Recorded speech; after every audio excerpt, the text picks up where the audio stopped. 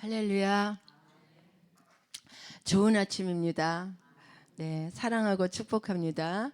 네, 우리 옆에 계신 분께 사랑하고 축복합니다. 인사 한번 하겠습니다. 네, 오늘 어제는 우리 이 레위기 26장 앞부분을 어제 목사님께서 말씀하셨죠. 어제는 막 축복이 선포되었습니다. 이 26장 앞부분에는 하나님의 말씀에 순종할 때 3중 축복을 주신다고 하는 말씀입니다. 그 3중 축복은 첫 번째 1절에서 5절까지 열매를 맺는 열매의 축복, 철 따라 비를 내려주시고 늦은 비와 이른 비로 많은 열매를 맺을 수 있는 축복을 말씀하셨고요. 6절부터 10절까지는 평화와 번영의 축복을 선포하셨습니다. 그리고 또 11절에서 13절까지는 하나님이 함께 하시는 임마누엘의 축복. 이 축복이 우리 인생에 하나도 빠짐없는 너무너무 어마어마한 축복이죠. 이 축복을 하나님께서 우리에게 다 주셨습니다. 오늘 본문의 말씀은 이제 14절에서 26절 우리가 읽은 본문의 말씀은 하나님의 뜻을 불순종하는 자는 망한다 하는 그런 포괄적인 경고의 말씀을 하고 계십니다. 성경은 여러분 성경 인물 중에 하나님의 말씀의 최초의 반역자, 최초로 거역한 자는 누군지 아시죠? 하나님의 말씀에 최초로 거역한 반역자가 누구예요? 네, 아담과 하와가 최초의 반역자죠. 선과 악을 알게 하는 나무 실과를 먹지 말라는 규례를 주셨으나 불순종하였습니다. 순종의 삶은 축복이지만 불순종의 삶은 에덴에서의 추방과 땅을 일구어 소작해야 하고 수출해야 하는 노고와 해산하는 고통을 겪어야 하는 그런 고통과 고난의 삶입니다. 이렇듯 율법은 조건적 언약이에요. 순종하고 준행하면 복이 임하고 불순종하고 지키지 않으면 화가 임합니다. 곧 하나님의 말씀에 순종은 복이 들어오는 문이고 불순종은 죽음이 들어오는 문이라는 것이죠. 네.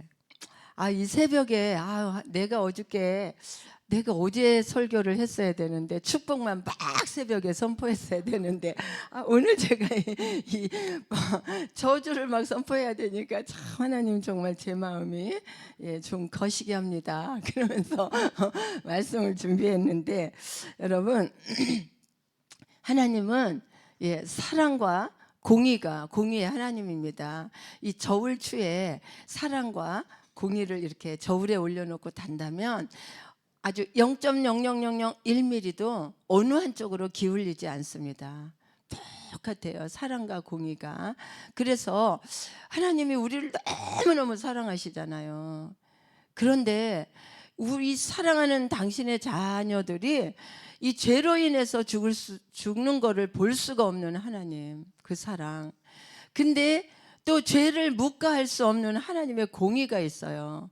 죄의 싹은 사망이다. 그래서 죄를 지면 죽는다는 거야. 죄는 사망이 들어오는 문이라는 거예요. 그걸 하나님이 당신의 입으로 법을 정해놨는데 어길 수가 없어. 그 공의의 하나님께서 그냥 죽는 꼴을 볼 수가 없으니까 육체를 입고 이 땅에 오셔서 대신 죽으셨잖아요. 그래서 우리가 죄를 지으면 꼭 이 징벌이 따른다는 거예요. 이게 그냥 어떻게 지나가는 게 아니고 오늘 말씀에 보니까 정말 참 두려운 말씀이에요. 그래서 우리가 이렇게 하나님의 그 사랑과 공의는 함께 간다. 너 뗄래야 뗄 수도 없는 함께 가는 거예요. 그래서 우리 이 시간에 하나님의 사랑과 공의를 한번 깊이 생각해 보는 시간으로 그렇게 은혜가 있었으면 좋겠습니다. 고난의 이유는 크게 세 가지로 한번 생각해 볼 수 있어요. 하나는 스스로 자초한 고난이 있습니다. 그리고 또 두 번째는 나와 상관없이 애매하게 겪는 고난이 있어요. 다른 사람의 죄로 인해서 내가 애매하게 겪는 고난. 이 유형의 고난은 굉장히 많아요. 예를 들면 음주운전 사고로 내 가족이나 혹은 그런 음주운전자가 내는 사고로 인해서 당하는 고난. 참 애매한 고난이죠. 그죠? 또 뭐예요? 싸우는 사람 말리다가 대신 옆에 있다가 칼에 찔려 죽는 사람. 네. 또 뭐가 있어요? 정말 태어나자마자 쓰레기통에 버려진 미혼모의 아기. 여러분 보셨죠? 얼마 전에 뉴스에도 나왔는데 정말 셀 수 없이 많습니다. 애매히 당하는 고난. 세 번째는 뭐예요? 여러분도 너무나 잘 아시는 그 대표적인 욥의 고난이 있습니다. 성경에 욥의 고난이 어떤 고난인지 잘 아시죠? 네. 신앙인들은 고난이 올 때 이 고난의 이유를 자세히 한번 살펴봐야 합니다. 이 고난이 어디서부터 온 것인가? 왜 온 것인가? 이 고난의 이유가, 내가 당하는 이 고난이 무엇 때문인가? 이것이 신앙인의 삶이에요. 그래서 이 고난의 이유는 실로 굉장히 복합적일 수 있지만 내게 다가온 고난의 이유를 알 때 해결도 빠릅니다. 고난에서 벗어나는 길이 빠르다는 거예요.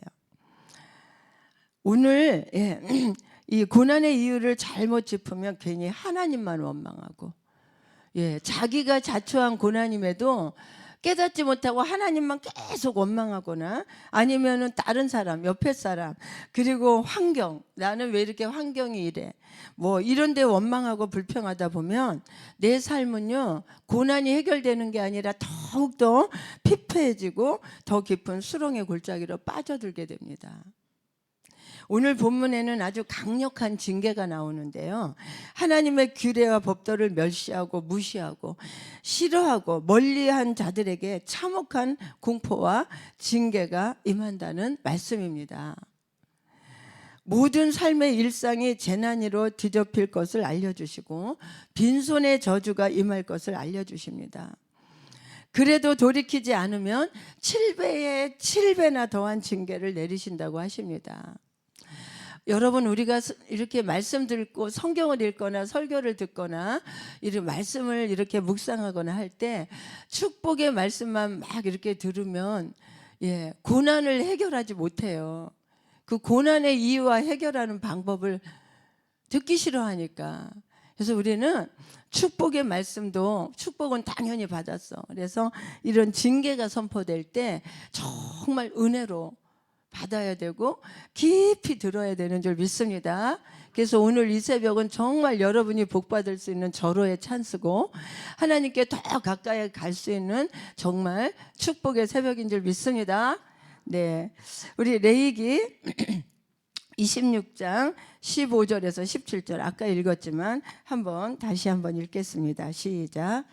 내 규례를 멸시하며 마음에 내 법도를 싫어하여 내 모든 계명을 준행하지 아니하며 내 언약을 배반할진대 내가 이같이 너희에게 행하리니 곧 내가 너희에게 놀라운 재앙을 내려 폐병과 열병으로 눈이 어둡고 생명이 쇠약하게 너희가 파종한 것은 헛되리니 너희의 대적이 그것을 먹을 것임이며 내가 너희를 치리니 너희가 너희의 대적에게 패할 것이요 너희를 미워하는 자가 너희를 다스릴 것이며 너희는 쫓는 자가 없어도 도망하리라.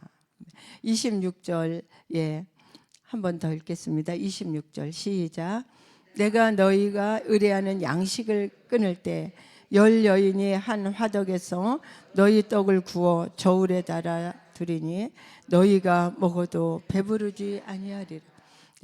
10명의 여인이 떡 한 개를 구워 저울에 달아 분배할 정도로. 이거 무슨 말입니까? 이토록 가뭄과 저주와 식량난으로 피폐해질 것을 말씀하고 있는 것입니다. 떡 한 덩어리를 저울에 10명에게 나눠주는데 그 한 덩어리를 저울에 달아서 분배한다는 거예요. 이렇게 굶주림에 시달린다는 거예요. 우리 18절 한번 또 읽어보겠습니다. 26장 우리 18절 시작. 또 만일 너희가 그렇게까지 되어도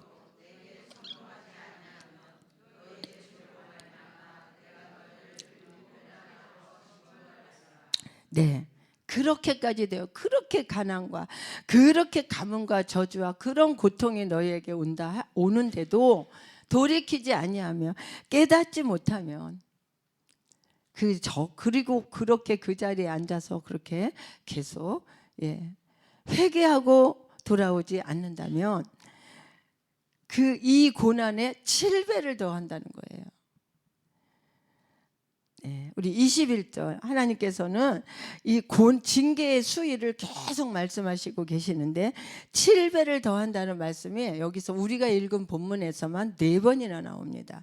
우리 21절 한번 더 읽겠습니다. 시작. 너희가 나를 거슬러 내게 청종하지 아니할진대 내가 너희의 죄대로 너희에게 7배나 이렇게 여기에서 7배가 더한다면 얼마나 고통스럽겠습니까? 24절 한번 더 읽겠습니다. 시작. 나도 너희에게 대항하여 너희 죄로 말미암아 너희를 7배나 28절 네.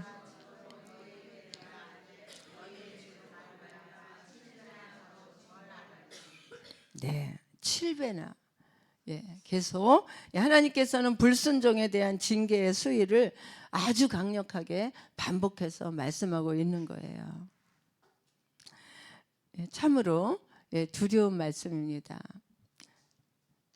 우리는 그냥 우리가 하나님을 반역하고 하나님을 거역하고 이렇게 살아가는 이 삶 속에서 지은 이런 죄들을 그냥 묵과하고 자기 합리화 속에서 묵과하고 하나님을 용서해 주실 거야 하면서 그냥 넘어가면 안 된다는 거예요. 맞습니다. 하나님은 용서해 주셔요.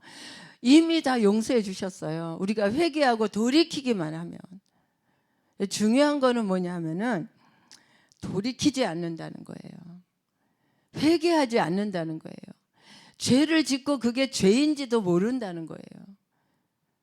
죄인지조차도 모르는데 어떻게 돌이키겠습니까? 어떻게 회개하겠습니까? 그게 문제라는 거예요. 하나님께서는 그 어떤 죄라 할지라도 이미 십자가에서 대신 죽어주심으로 이미 우리의 죄를 다 용서해 주셨어요.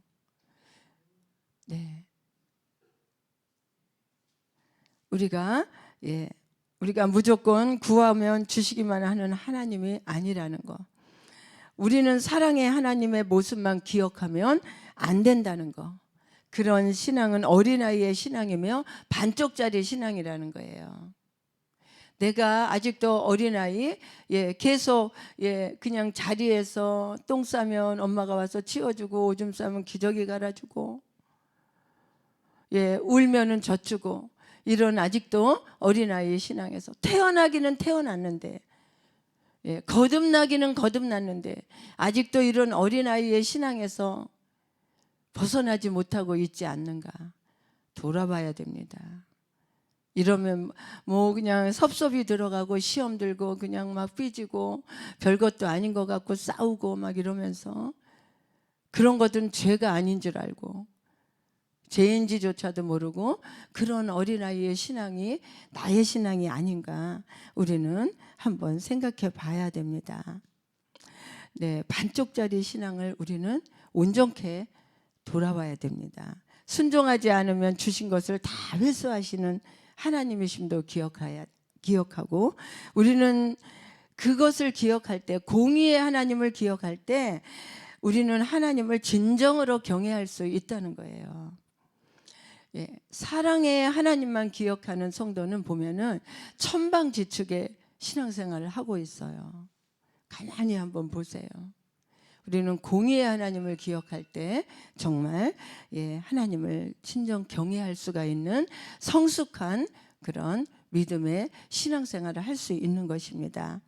하나님께서 그렇다면 이렇게까지 이 징계의 수위를 강력하게 말씀하시는 게 그 이유가 뭔가? 하나님의 깊은 뜻을 모르고 마음대로 불순종의 길을 가는 당신의 자녀들을 돌이키고 회개하게 하고 구원해서 참된 하나님의 백성, 하나님의 자녀로 살도록 축복해 주시기 위해서 이렇게 징계의 수위를 높이고 계시다는 것을 깨닫게 되기를 축원합니다. 오늘 이 아침에 여러분 순종과 불순종의 문제를 곰곰이 한번 생각해 보시기 바랍니다. 항상 선택권은요, 나에게 있어요. 하나님은 우리 앞에 생명과 저주, 복과 화를 내 앞에 놓고 계십니다. 내가 복을 선택할 것인지 화를 선택할 것인지 이 선택은 우리에게 자유의지를 주셨다는 거예요. 그래서 내가 내가 선택한 것은 내가 책임을 져야 된다는 거예요.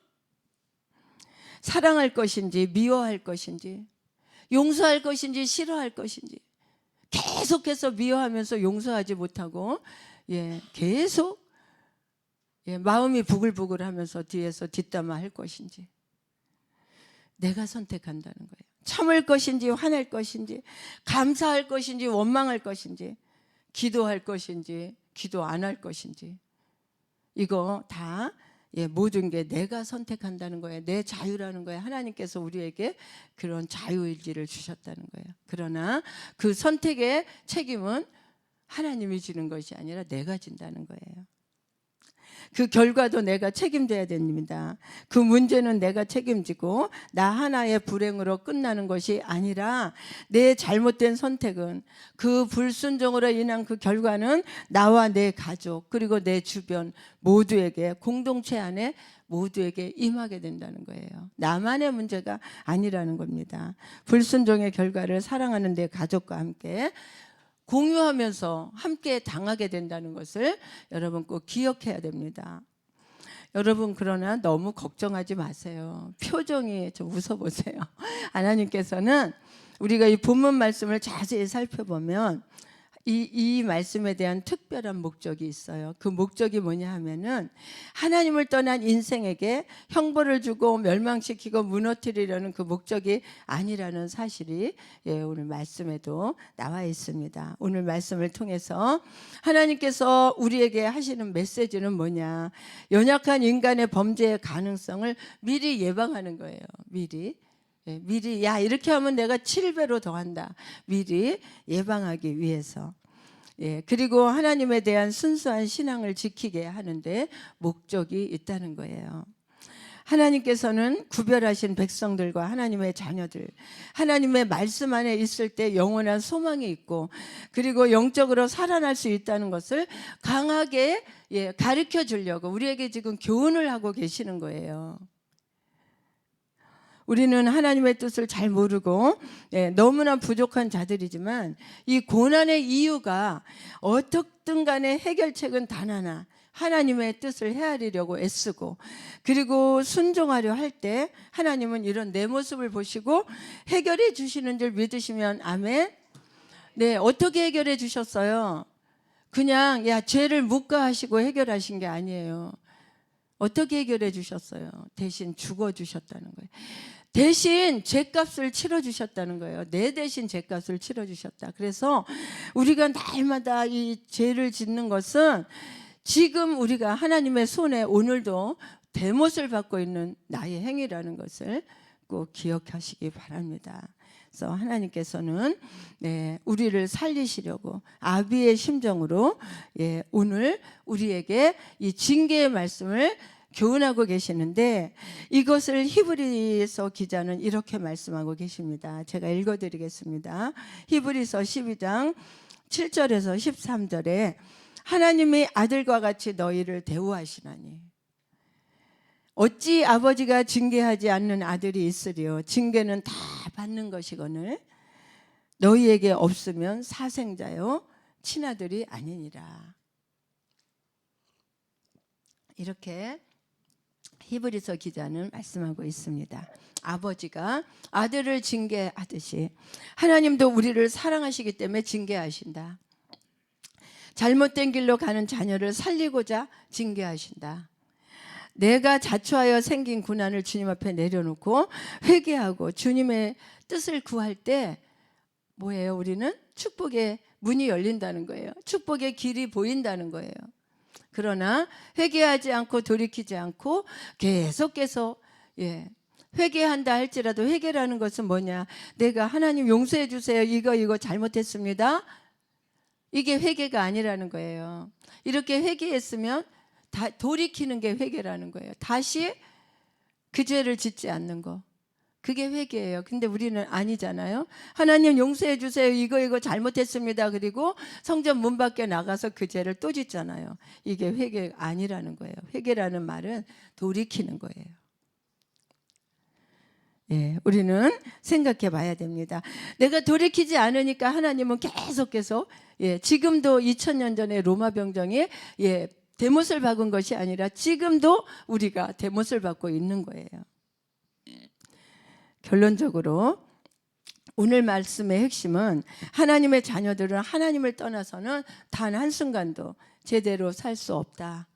하나님을 부인하고 하나님을 떠나 살고 세상의 물질과 세상의 능력을 믿고 내 자신의 능력을 믿는 자들은 본인이 결정하는 것이 얼마나 잘못된 결정인지를 우리에게 다시 한번 오늘 말씀이 말씀하고 있는 것입니다.